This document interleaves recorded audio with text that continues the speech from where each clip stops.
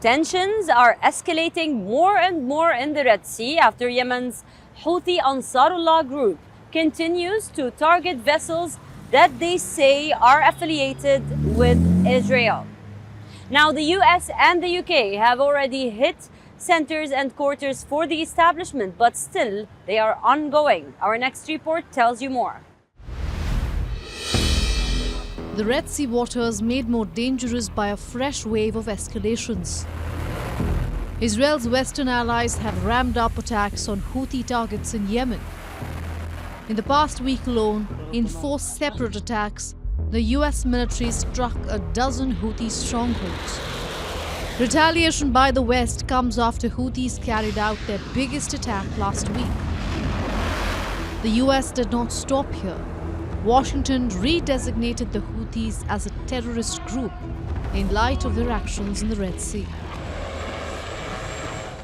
This designation of Ansarullah in the terrorism list has been repeated more than once, and it is an act of blackmail.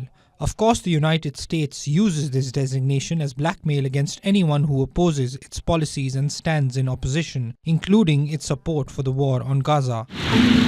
But neither the strikes from US and UK nor the new label have deterred the Houthis. The rebel group continues to target commercial ships that it claims are Israel-affiliated.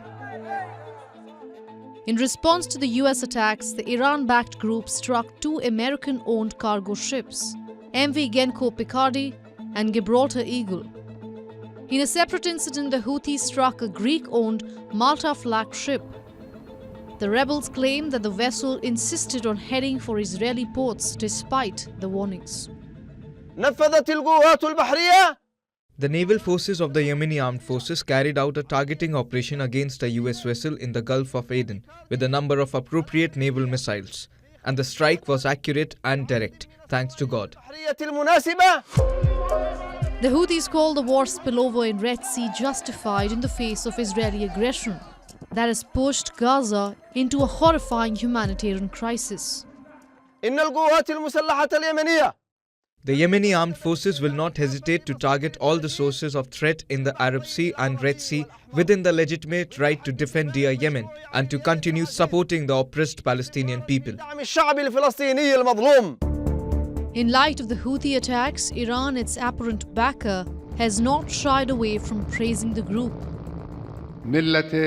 The Yemeni nation and the Houthis did a great job.